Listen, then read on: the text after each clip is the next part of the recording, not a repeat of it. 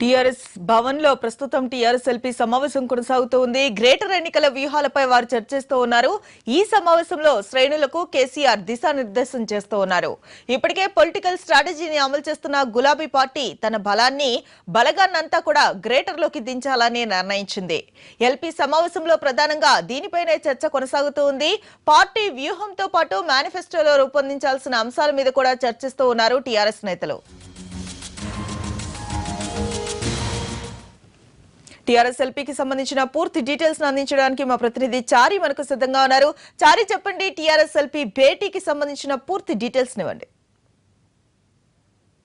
కొద్దిసేపటి క్రితమే ప్రారంభమైంది. పార్టీ గ్రేటర్ ఎన్నికల్ని చాలా ప్రతిష్టాత్మకంగా తీసుకున్నటువంటి నేపథ్యంలో పార్టీకి సంబంధించినటువంటి ముఖ్య నేతలతో పాటు మంత్రులు, ఎమ్మెల్యేలు, ఎమ్మెల్సీలను కూడా ఈ సమావేశానికి ఆహ్వానించారు. ప్రధానంగా గ్రేటర్ ఎన్నికల నోటిఫికేషన్ కూడా త్వరలోనే వస్తున్న నేపథ్యంలో పార్టీ అనుసరించాల్సినటువంటి వ్యూహాలన్నిటి మీద కూడా ఈ సమావేశంలో ప్రధానంగా చర్చించబోతున్నారు. రేపటి నుంచే గ్రేటర్కు సంబంధించినటువంటి అన్ని డివిజన్లలో ప్రచార కార్యక్రమాలకు శ్రీకారం చుట్టబోతుంది. ఇక పార్టీకి సంబంధించినటువంటి గ్రేటర్ డివిజన్ల వారీగా అభ్యర్థుల ఎంపికకు సంబంధించి ఇప్పటికే పార్టీ కూడా కొన్ని సర్వేలను నిర్వహించింది. ఆ సర్వేలకు అనుగుణంగా ఎవరు గెలుపు ఓటములకు సంబంధించినటువంటి అంశాలన్నింటిని కూడా తీసుకున్నటువంటి నేపథ్యంలో గెలిచే అభ్యర్థులకు మాత్రమే టికెట్లు ఇవ్వాలని చెప్పేసి ఇప్పటికే నిర్ణయించారు.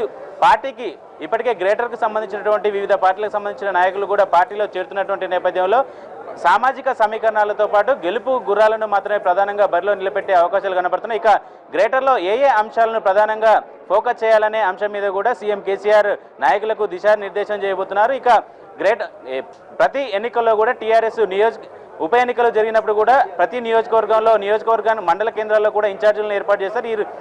ఇప్పుడు జరగబోయే గ్రేటర్ ఎన్నికల్లో పూర్తిగా 150 డివిజన్లో కూడా ఒక్కొక్క డివిజన్కి ఎమ్మెల్యేలు, ఎమ్మెల్సీలు, జెడ్బీ చైర్మన్లు, డీసీసీబీ చైర్మన్లను కూడా ఇన్ఛార్జీలుగా నియమించబోతున్నారు. అలాగే పూర్తి స్థాయిలో ఇక్కడ ఏర్పాటు చేసినటువంటి ఇన్ఛార్జీలందరినీ పర్యవేక్షించేందుకు 5 మంత్రులతో కూడా కమిటీ వేయబోతుంది. ఇక గ్రేటర్లో సీఎం పర్యటనలకు సంబంధించిన అంశాల మీద కూడా ప్రస్తుతం చర్చ జరుగుతుంది. సుమారు ఐదు చోట్ల బహిరంగ సభలను ఏర్పాటు చేయడం, ఆ సభల్లో సీఎం కేసీఆర్ పాల్గొనే అవకాశాలు కనబడుతున్నాయి. ఇప్పటి వరకు ఉన్నటువంటి సమాచారం చూస్తే గెలుపు గుర్రాలను ఇప్పటికే ఎంపిక చేసినటువంటి నేపథ్యంలో వారి రిజర్వేషన్లు ప్రకటించిన తర్వాత వెంటనే అభ్యర్థుల ప్రకటన, అటు పూర్తిగా గ్రేటర్ ఎన్నికల్ని పూర్తిగా కేటీఆర్ లీడ్ చేయబోతున్నారు. ఇక ఎంపీ కవిత కూడా సుమారు 100 డివిజన్లలో సభలు ఏర్పాటు చేయాలని సీఎం కేసీఆర్ సూచించినట్టు తెలుస్తుంది. ఓవరాల్గా గ్రేటర్ ఎన్నికల్లో టీఆర్ఎస్ జెండా ఎగరవేయాలి, ఒంటరిగానే గ్రేటర్ పీఠాన్ని దక్కించుకోవాలనే ఆలోచనతో కేసీఆర్ ఉన్నట్టు తెలుస్తుంది. దీనికి అనుగుణంగానే పార్టీ వ్యూహరచన ఈ ఎల్పీ సమావేశంలో జరుగుతోంది. Right Chari, thank you very much సమాచారం అందించినందుకు.